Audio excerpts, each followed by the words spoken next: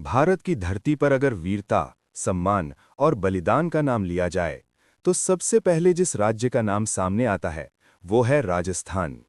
रेत के टीलों से लेकर अरावली की पहाड़ियों तक, हर पत्थर, हर किला, हर महल किसी न किसी वीर गाथा का साक्षी है। आज हम आपको ले चलेंगे राजस्थान के उसी इतिहास में, जहां तलवारें सम्मान के लिए उठीं और प्राण मातृभूमि पर न्यौछावर कर दिए गए। प्राचीन राजस्थान की शुरुआत। राजस्थान का इतिहास हजारों साल पुराना है। प्राचीन काल में इसे राजपुताना कहा जाता था। यहाँ कई महान वंशों का शासन रहा। सिसोदिया, कछवाहा, चौहान, परमार, राठौड़। इन वंशों ने केवल शासन नहीं किया, बल्कि धर्म, संस्कृति और स्वाभिमान की रक्षा की। मेवाड़, सम्मान का प्रतीक। अगर राजस्थान की आत्मा किसी एक राज्य में बसती है, तो वो है मेवाड़। मेवाड़ का नाम आते ही एक नाम खुद ब खुद सामने आता है, महाराणा प्रताप।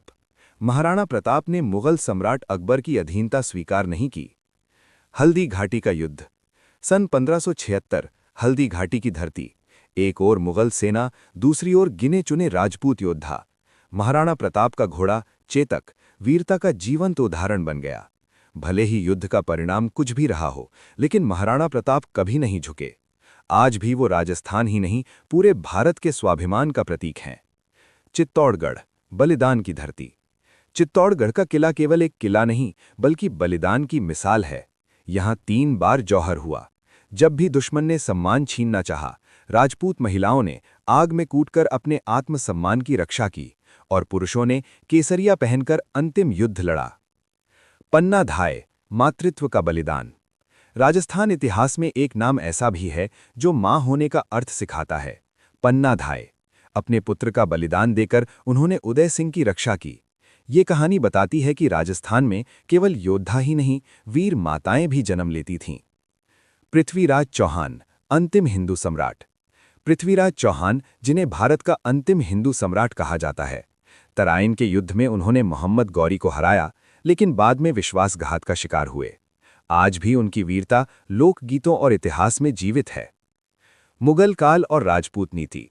मुगलों और राजपूतों का रिश्ता केवल युद्ध तक सीमित नहीं रहा। कुछ राजपूत राजाओं ने राजनीतिक समझदारी दिखाई, तो कुछ ने अंतिम सांस तक संघर्ष किया। यही राजस्थान की खासियत थी, हर राजा ने अपने स्वाभिमान के अनुसार निर्णय लिया। स्वतंत्रता संग्राम में राजस्थान।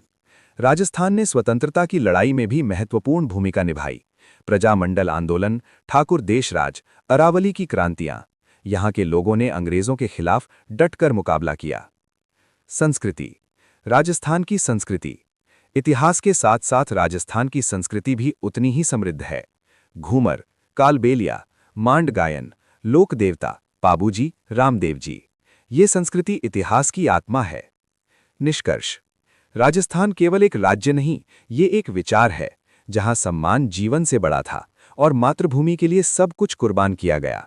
अगर आपको ये इतिहास पसंद आया, तो इसे सिर्फ देखिए नहीं, महसूस कीजिए। जय मेवाड़, जय राजपुताना, जय राजस्थान।